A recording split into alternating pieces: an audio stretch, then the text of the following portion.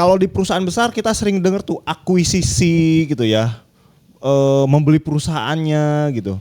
Kalau di di UMKM ada nggak Jis jenis-jenis transaksi seperti itu, membeli bisnis orang nih, UMKM orang gitu, atau kita menjual UMKM kita misalkan? Ada ya? Ada banyak. Oke. Salah satunya itu klien kebun nisan tuh ada tuh. Oke. Ada ya? Ada. Dia membeli bisnis laundry punya orang. Oke. Gimana tuh? Ya dia kan kerja gitu ya. Habis itu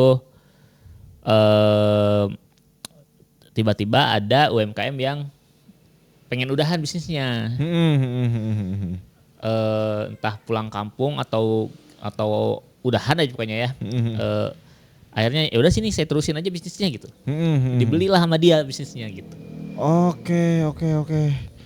Ya dia punya mungkin udah ada namanya, mereknya gitu. Udah ada namanya. Udah ada udah ada pelanggannya gitu. Udah ada pelanggannya, udah ada brandnya. Ya tinggal lanjutin aja gitu. Dilanjutin dan dikembangkan oleh pebisnis yang barunya itu. Ya pemilik kedua lah ya. Keduanya, si iya. Pembelinya itu ya. Ya. Oke. Di UMKM ada ya? Ada yang kayak gitu ternyata. Soalnya kan biasanya kalau di perusahaan-perusahaan besar tuh kayak ibaratnya dia teradministratif lah. Administrasinya kan jelas tuh. Ya. Nota-notanya ada ibaratnya gitu. Kemudian nama-nama di nota tersebut ibaratnya berganti nama ke pemilik kedua gitu ya. Nah ini kan kadang UMKM itu Jis kan belum PT lah, iya. Nggak ada ininya ya. Yang punya NIB aja udah syukur gitu. Ya. Nah itu gimana tuh NIB-nya, apakah ada nama orangnya kah atau berganti ke jadi ke orang kedua kah gitu? Kalau NIB itu kan nama di dalam NIB itu hanya tertulis nama kita aja. Nama manusia? Nama manusianya. Bukan nama brandnya? Bukan nama brandnya. Walaupun ketika submit pengajuan itu kita nulis nama usahanya apa. Tapi gak dimunculin. Nah sehingga tidak, kalau dijual belikan ya di NIB tetap ya itu punya pribadi gitu. Oh nempel ke orangnya. Kita bisa bikin NIB lagi atas nama bisnis ini gitu. Oke gitu ya. Dan di NIB itu kan tidak ada misalkan nama bisnis ini sudah dipakai kayak merek gitu. Enggak kayak gitu, mau sama juga dia terbit aja gitu. Oke. Kalau NIB mah nempelnya ke orang kayak gitu ya. Ke orang nempelnya. Ke si owner. Bener. Oke. Nah sehingga sebenarnya praktek jual beli UMKM ini, jual beli bisnisnya ini jadi lebih mudah aja gitu. Karena tidak ribet tadi perizinannya dan lain-lain gitu. Langsung aja ibaratnya kesepakatan aja berarti ya. Kesepakatan aja itu mah, kesepakatan benar. Misalkan saya udahan nih bisnisnya, mau dioper aja lah gitu. Ya udah tinggal lanjutin aja gitu. Iya, kalau ada yang mau beli sok saya kasih penawaran segini kayak gitu ya. Ya gitu kesepakatan kedua belah pihak lah gitu. Nah terus Jis, ini kan kalau misalkan kelebihannya nih, kan ada orang tuh ngerintis sendiri kan. Ya. Nah kelebihan dan kekurangannya kalau kita beli bisnis orang deh, itu gimana Jis? Nah kelebihannya adalah kita melewati fase-fase awal tuh. Kayak misalkan kayak tadi bisnis laundry, misalkan nyari mesinnya, nyari bahan-bahan sabunnya, kan udah tahu kan. Ini belinya di mana, tinggal tanyain gitu. Terus suppliernya, vendornya udah tahu, nggak usah nyari-nyari lagi. Termasuk mungkin sewa tokonya, udah di situ. Nah bahkan ya itu tadi pelanggannya udah punya. Terus karyawannya juga mungkin udah ada. Iya. Kan ikut semua tuh sama karyawannya kan. Ya gitu enaknya gitu. Kita nggak harus mencari-cari di tahap awal tuh merintis itu tuh. Iya. Nggak perlu capek atau nggak perlu pusing apa yang Persiapan lah. Ketika awal-awal berbisnis gitu ya. Ya. Itu kan pusing tuh biasanya ya. Ya lumayan. Pusing, capek kayak Ya. gitu ya. Karena ya merintis gitu.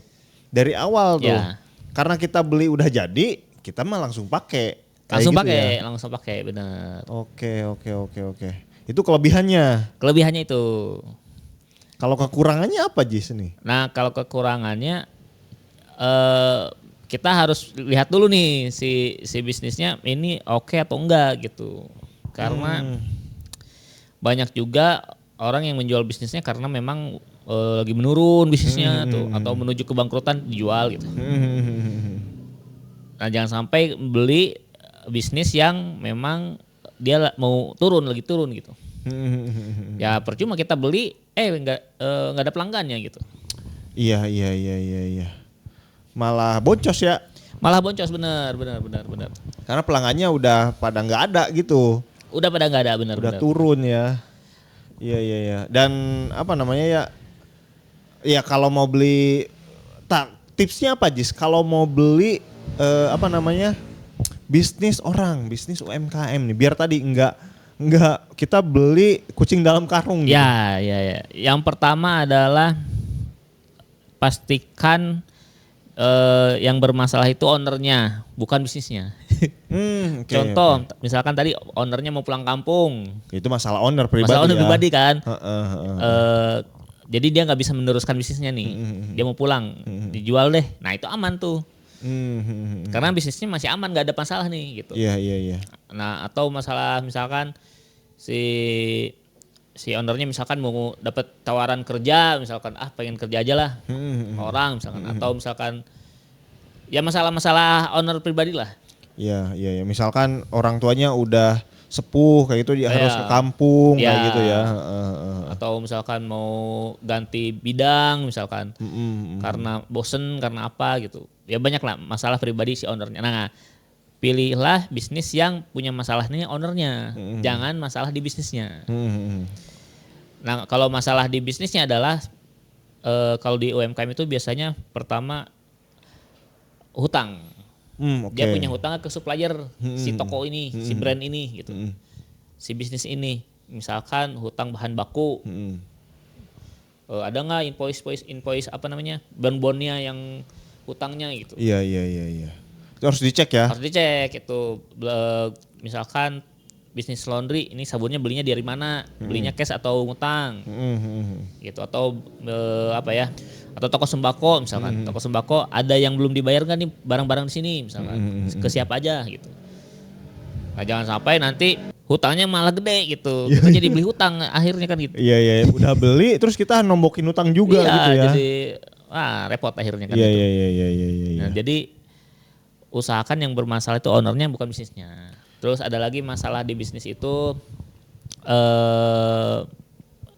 misalkan legalitas, tapi legalitas juga masih aman sih UMKM masih banyak yang belum legal gitu ya. Terus apalagi ya? Citra.